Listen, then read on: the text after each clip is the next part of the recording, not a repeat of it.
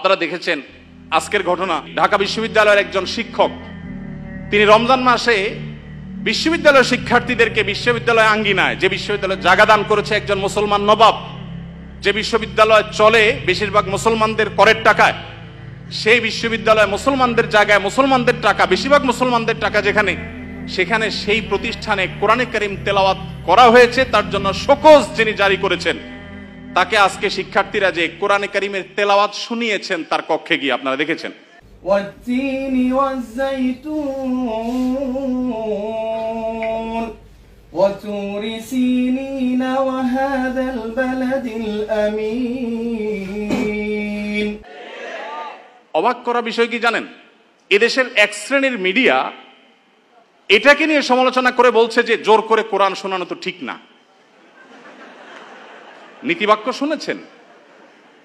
জোর করে কোরআন শোনানো ঠিক না, মনে হয় যে জোর করে আয়নাঘরে নিছে।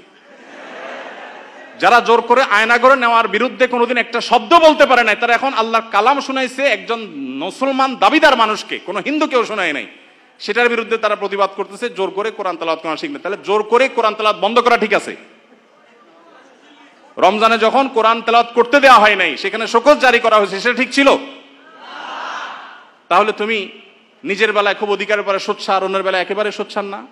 দেখুন, আমাদেরকে মানবাধিকারের কথা বলা হয়, আমরাও মানবাধিকারের কথা বলি, কিন্তু আমরা মানবাধিকার বলতে মিন করি একটা, ওরা মানবাধিকার বলতে মিন করে সমকামিতা, সমকামীদের অধিকার।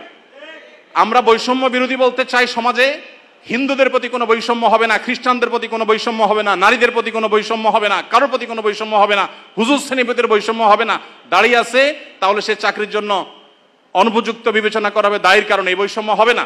টুপি আছে, হিজাব আছে, সেজন্য সে ভার্সিটিতে চান্স পাবে না বা তার প্রতি বৈষম্যমূলক আচরণ করা হবে, এগুলো থাকবে না। এদেশে মানুষ এই বৈষম্য দূর করতে চায়, আর ওরা আছে এদেশে সমকামীদের অধিকার প্রতিষ্ঠা করে তথাকথিত বৈষম্য দূর করার জন্য। তো আমাদের বৈষম্য বিরোধী চেতনা আর তাদের বৈষম্য বিরোধী চেতনা এক না। আমাদের বলতে এখানে আমি হুজুর শ্রেণী কথা বলছি না, এদেশের সর্বস্তরের মানুষ যদি গণভোট নেওয়া হয়, সমকামিতাকে এদেশে অধিকার হিসেবে এই বিকৃত যৌনতা চর্চা করে আমেরিকাতে, পৃথিবীর উন্নত দেশগুলোতে যে পরিমাণ ধ্বংস ডেকে এনেছে, সেখানকার রাস্তা রাস্তা অভিভাবকরা নেমেছে প্রতিবাদ করবার জন্য। আপনার একটা ভিডিও, ভাইরাল একটা ভিডিও দেখেছেন, কোন একটা গণমাধ্যমের কোন একটা টকশো বা টেলিভিশনের কোন একটা প্রোগ্রামে বাবার সামনে তার ট্রান্সজেন্ডার একটা মেয়ে আসছে, দেখে ছেলে ছিল সে, সম্ভবত মেয়ে হয়ে গেছে, সেই চিত্র দেখে বাবা যে হাওমাও করে কেঁদেছেন, গোটা পৃথিবীর মানুষের বিবেকে আঘাত করেছে। এই বিকৃত যৌনাচারের যারা প্রবর্তক, যারা এর ধ্বজাধারী, এরা ওই বিকৃত জিনিসটাকে আমাদের দেশে প্রবেশ করাবার অপচেষ্টায় লিপ্ত আছে। এরা জানে না যে এই স্বপ্ন এই দেশের মানুষ আসলে কখনো বাস্তবায়ন হতে দিবে না। ভাইরা আমার, অতএব আমরা যারা দাওয়াতি কাজ করব, সময়ের এই চাহিদাগুলো বোঝার চেষ্টা আমাদেরকে করতে হবে। আমাদেরকে বিভিন্ন নাস্তিক্যবাদ, ধর্মহীনতার দিকে নিয়ে যাওয়া হচ্ছে, এমন এমন শব্দ দিয়ে, মানব ধর্মের কথা বলে মানুষ হিসাবে আমাদের পরিচয়কে বড় তুলতে হবে, ধর্মীয় পরিচয় বড় বিষয় না। এগুলো সবগুলো হলো নাস্তিকতার প্রথম ধাপ, যেগুলো শোনার পর আমাদের দেশে এক শ্রেণীর সাধারণ মুসলমানরা না বুঝে তারাও সেগুলোকে অ্যাপ্রিসিয়েট করে যে কত সুন্দর কথা, হিন্দু না, বৌদ্ধ না, মুসলমান না, আমার কাছে মানুষ হিসাবে অধিকার চান। আমরা সবাই খুব অ্যাপ্রিসিয়েট করি। দিন শেষে এটা যে নাস্তিক্যবাদের প্রতি আহ্বান, এটা যে তথাকথিত মানব ধর্মের সেই বস্তাপচা সস্তা আহ্বান, এটা আমরা অনেকে বুঝতে পারছি না। এই জন্য ভাইরা, যারা দাওয়াতি ফিল্ডে কাজ করবেন, আল্লাহর পথে মানুষকে আহ্বান করবেন, বিচক্ষণতার সাথে এবং দূরদৃষ্টির সাথে এই কাজটা সম্পাদন করতে হবে। এই জন্যই তো প্রশিক্ষণের প্রয়োজন, এই জন্যই শেখার প্রয়োজন, এই জন্যই বোঝার প্রয়োজন। আল্লাহ তাআলা আমাদের সবাইকে সেই যোগ্যতা দান করুন। ভাইরা আমার, যত রকমের ষড়যন্ত্র আছে সেগুলো আমাদেরকে খুব গভীরভাবে উপলব্ধি করতে হবে এবং সেগুলোর বিরুদ্ধে আমাদের প্রত্যেককে সামাজিক সচেতনতা গড়ে তুলতে হবে। এদেশের মানুষ এতটাই ধর্মপ্রাণ যে দ্বীনের কারণে ওলামায়ে কেরামের প্রতি রাষ্ট্রযন্ত্রের কোনো ক্ষেত্রে বৈষম্য কিংবা কোনো ক্ষেত্রে এক শ্রেণীর মিডিয়ার বৈষম্য থাকলেও এদেশের সাধারণ মানুষের অন্তরের গহীনে ওলামায়ে কেরাম অবস্থান করেন। একজন আলেমকে যে সম্মান, যে রেসপেক্ট সাধারণ মানুষ করে, কোনো পলিটিশিয়ানকে, কোনো পদস্থ কর্মকর্তাকে তিনি যত বড়ই হন না কেন, অন্তরের গভীর থেকে প্রকৃত যে ভালোবাসা থেকে যে শ্রদ্ধাটা হয়, সেই শ্রদ্ধাটা কখনো এদেশের মানুষ অন্য কাউকে নিবেদন করে না? ওলামা একরামের প্রতি যে ভালোবাসা তাদের আছে, আমি আশা করব দায়িত্বশীলরা সেই বিষয়গুলো মাথায় রাখবেন। এখানে বিদেশিদের কোনো এজেন্ডা তারা পুশ করার অপচেষ্টা যারা লিপ্ত যেন না হন, সেটা বিনীতভাবে তাদেরকে অনুরোধ করতে চাই। এগুলো যদি করা হয় এদেশে কোনো মানুষ সেটাকে সহ্য করবে না ইনশাআল্লাহ তাআলা। তাদের যদি সৎসাহস থাকে তারা সমকামিতাকে বৈধতা দেওয়ার জন্য আইন করার ব্যাপারে গণভোট করুক। আমার তো মনে হয় না যে 1% ভোটও তাদের পক্ষে পড়ার কোনো সম্ভাবনা আছে।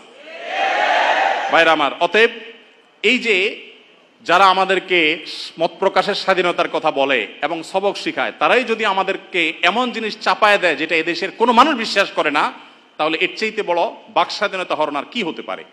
বিধায় আমরা আশা করব যে যারা দাওয়াতি কাজ করেন তারা এই টোনগুলো বোঝার চেষ্টা করবেন যে আপনাকে বৈষম্য বলতে কি বোঝাচ্ছে, মানবাধিকার বলতে আপনাকে দিয়ে বলাচ্ছে কি, আর তার মতলবটা কি, এটা বোঝার চেষ্টা আমাদেরকে করতে হবে।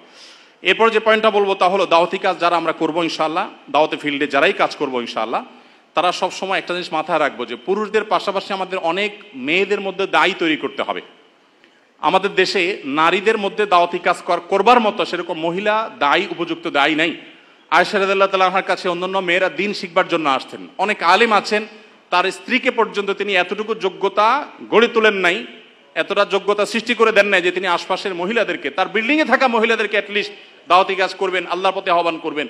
আমাদের মা বোনদের, বিশেষ করে এদেশে মা বোনদের দিনের প্রতি যে আগ্রহ, যদি আমরা আজকে উপযুক্ত মহিলা দায়ী সেরকম তৈরি করতে পারতাম, এবং অবশ্যই মহিলাদের দাওয়াতি কাজে শরীয়তের যে বাইন্ডিংসগুলো আছে, শারায়েতগুলো আছে, সেগুলো মেনটেন করে যদি করা যেত, এই সমাজের চেহারা পরিবর্তন হয়ে যেত। আমাদের আসুন্নাহ ফাউন্ডেশনে আমাদের মা বোনদের যে অংশগ্রহণ, মা বোনদের যে আগ্রহ ভালো ভালো কাজে, সেটা বেশ অনেকগুলো প্রজেক্টে আমরা দেখেছি পুরুষদের চাইতে অনেক বেশি। আমরা অনেকগুলো ইসলামিক জ্ঞানের প্রতিযোগিতা আয়োজন করি, আপনারা জানেন, সেখানে হাজার হাজার মানুষ অংশগ্রহণ করেন। প্রত্যেকবার আমরা দেখি মেয়েরা সবসময় অংশগ্রহণকারীর সংখ্যায় সবচেয়ে এগিয়ে থাকে এবং ভালো ভালো পুরস্কারগুলো তারাই বেশিরভাগ ক্ষেত্রে জিতে।